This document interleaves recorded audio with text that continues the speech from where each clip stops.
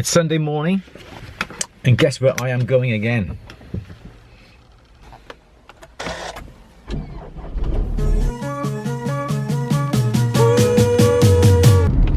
Oh yes, Sunday morning, Ikea again.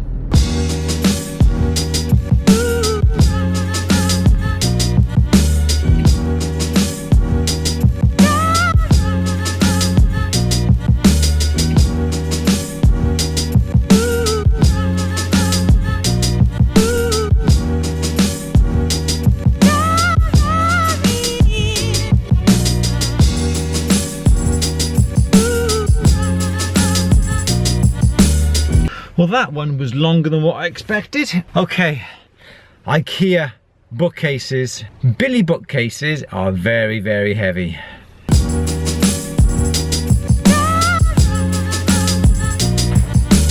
Today is Tuesday and I've got a busy day ahead of me. We are finishing off casting these links for the nice heavy curb bracelet. That is one job that I'm having to do today. I've got some new tools arriving today as well from Durston. I've got to do a couple of films for Matthew. We've run out of argon gas on the puck, so I have to go and get that as well. I've got a lot of jobs to get done over the next couple of days as well. Tomorrow, obviously, today being Tuesday, tomorrow Wednesday, I've got to go up to Birmingham. I'll talk about that in a second. I'm just mixing up, I should have my apron on actually. I'm just mixing up the investment now to go into the flask here. We're doing lost wax casting today. I've got my investment powder here. I've got the water as well, so let's put the water in first. 205 millilitres of water, that's in metric, and then imperial, you've got 12 ounces of investment powder. Put all that in together.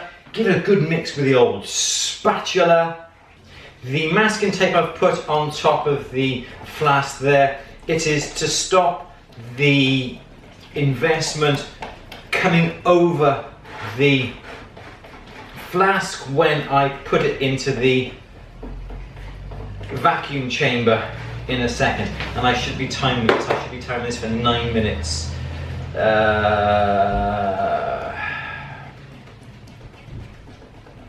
I'll time it for 8 minutes now. Where's timer?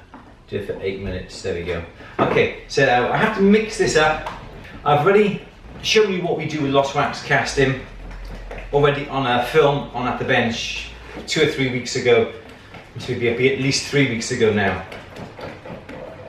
So I'm not going to go into the whole process showing you and telling you exactly what I'm doing. So yeah, tomorrow Wednesday, I've got Birmingham tomorrow, trip to Birmingham.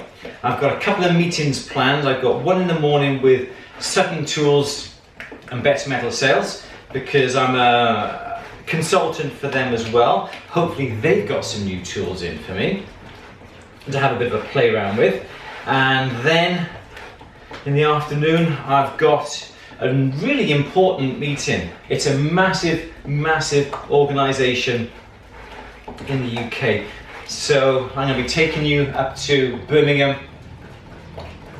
showing you what's what. Right, that's had enough time. Pop that into the vacuum chamber next. That is having a suck all the air out of the vessel. Here comes all the bubbles coming out. It looks like it's boiling, but it's not. That has taken all the air out of the flask, and we can just flask the investment, and now we just pour it down. And now with the flask full, again I want to make sure that that is nice and there's no air in it basically.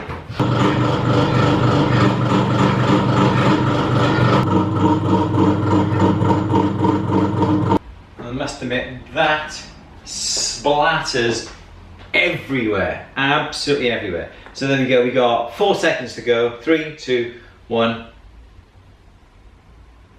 Spot on. Spot on timing. All right, so we're going to leave the flask now for about an hour Then we're going to pop our little Paragon kiln on that we've got here. I'm not using the big bad boy over here. Far too big, far too overkill for just one little flask. Just using the little guy today, and we're going to invest. It's going to burn out the wax, and then later this afternoon we're going to be able to cast all those links. So let's just pop that on top of there.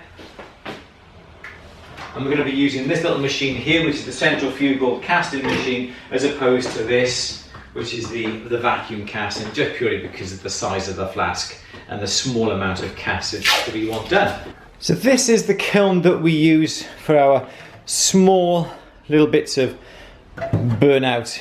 It's ideal. We can program it. We can program the machine to go up in temperature, to hold it, go up in temperature at a certain rate, to hold the temperature and bring it back down without us ever having to touch it. At the moment it's quite warm in here, it's 20 degrees. So it is program number 2, that's the first ramp, 149 degrees, it holds. Second ramp, it has to go up to 370, then it holds it, and we go through and through and through and through, hold it fourth, comes down to start, and on. The machine is running, it's 20 degrees, it'll start to click in a second. There we go, starts to click in. This is going to start to warm up. I've put it on a little bit earlier than what I normally do because my flask at the moment is just still setting, it's still slightly damp. I've got about another half an hour before that is set. Masking tape comes off, rubber comes off, it'll go in the kiln upside down on the rack, all the wax will dribble out into the little tray to get caught. I've just put the flask in the kiln, so that is starting to heat up and the wax is going to dribble out, and we'll cast that later today. But now I am having to go and get some argon gas for my Lampert PUK, my puck. It ran out yesterday afternoon. I knew it was running out, but I never like to get a fresh bottle until it's really run out. I want to get my money's worth out of the bottle. So that is what I am going to do now. And it's not a nice day. It's cold, it's wet, it's horrible.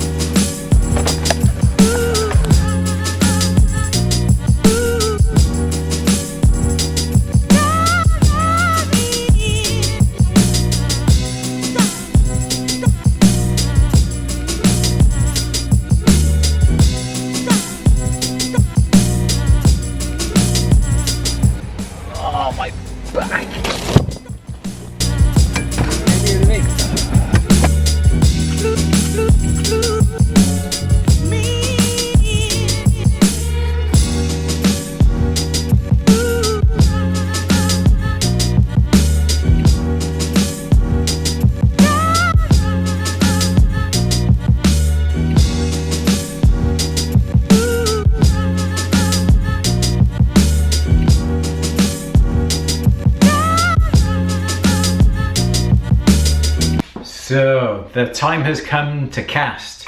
I'm just going to go and get the crucible out from the kiln, put it into place, start melting down. When I knock 3 times on the floor, Jason's going to come upstairs here, get the flask out of the kiln, put the flask into place, and we're going to go.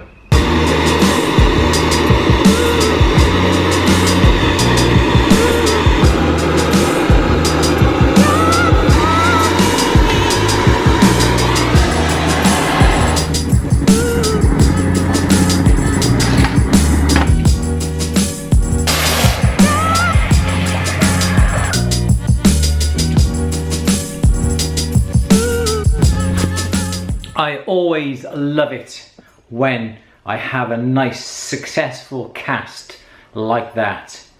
That's about 70 grams of gold. All I need are those little, put it by there you can see, all I need are those little curb links on the ends of those branches of that tree.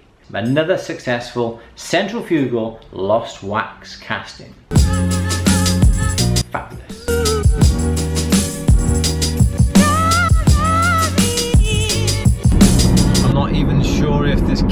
that's gonna even pick me up in this darkness.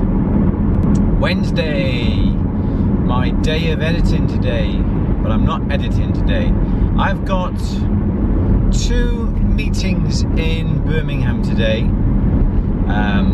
I've got to be in Birmingham for 9 o'clock for my first meeting, so it's a very early start for me. It is, I think it must be just around about 6:30, 6:45 in the morning, and being winter, it is pitch black. At the roundabout, take the second exit. Why does she always interfere? I've been exhibiting now with Sutton Tools for, must be close to 4 or 5 years now, and I still have that newbie, new exhibitor feeling whenever I go to any of the shows. And having these shows, it's all about showing new products, new lines. Roundabout, take the second exit. Thank you. New products, new lines. I know in my way to Birmingham, I don't know why I do know why I have the sat nav on, because she will tell me of any roadworks and delays and that sort of thing. So that's why I have the sat nav on, even though I have been this way to Birmingham for the past 30 odd years. I remember coming to Birmingham one of my my very first times. It was just before I started up in business on my own. My mother and father, well, my father never liked going on holidays, but my mother always went on a holiday with my sister, and I'm not quite sure where she went, but how old was I? I was 21, 22. And when she went on holiday, obviously she left her car behind. I'd managed to get £1,000 overdraft from the bank to start my own business, and without my mother's knowledge, completely wrong. At the roundabout, take the second exit. I took my mother's car. Whoa! I took my mother's car and I drove to Birmingham. And with my £1,000 in my hand, so to speak, next exit, I visited a company called Laronca. Laronca were in Vise Street. They're still going today, actually. And I bought from them what did I buy from them? A polishing motor. I can't remember the brand. It starts with an S. But I bought a double spindle polishing motor, bench mounted polishing motor, and I also bought my Durston rolling mill from them. This is going back 30 years ago. 30 years ago plus. Yeah, it's over 30 years ago now. And without my mother's knowledge. That's better. The sun has come up. Well, apparently it's come up, although you can't quite see it. And like every year, the Christmas time for me is always so busy. Everything happens at this time of year.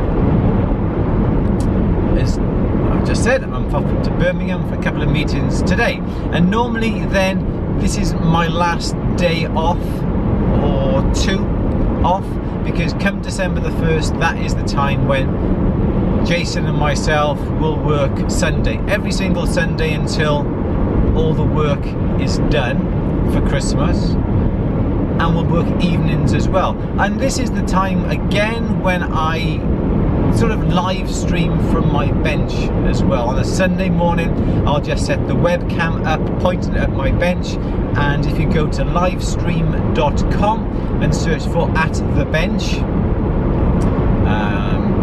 just sign up to livestream.com, and then you will be notified then whenever we go live. And it's not this sort of chat. It is purely a webcam facing down on my bench, quite close to what I'm doing, and you just simply watch what I do.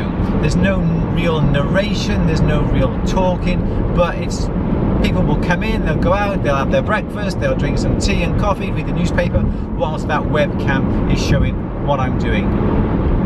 So that's something that we normally do on a Sunday morning here in the UK in December.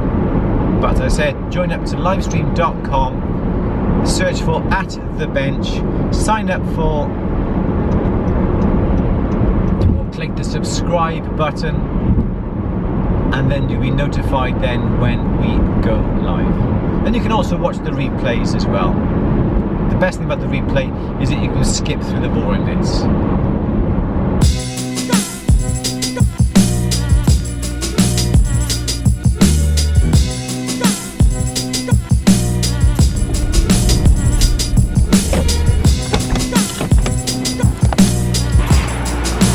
Traffic really bad this morning, and the weather is absolutely awful in Birmingham. It's cold, it's wet, and it's windy.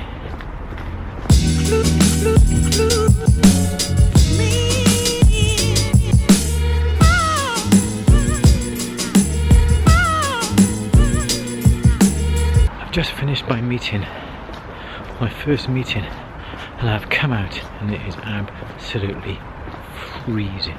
I've got a few things to do before my next meeting, and the fantastic thing about the jewellery quarter in Birmingham is that, I'm not quite sure I'm going on by here, is that years and years and years ago they used to put jewellers and workshops everywhere within the houses and buildings that were around here.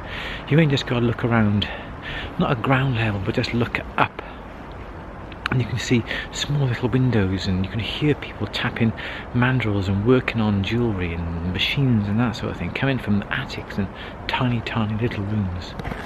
You've only got to look up at these little rooms, these little places, and it's absolutely fabulous. They are tiny little places, dark and dingy from the outside, and I bet they're dark and dingy from the inside as well.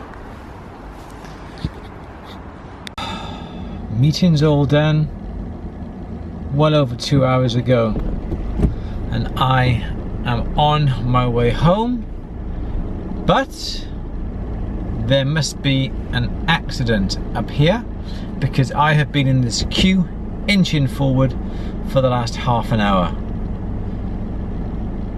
There's nothing coming up on that side of the road, the other side, so I can only assume there must be an accident. Plus, there's been 2 ambulances going up the inside of the dual carriageway here as well.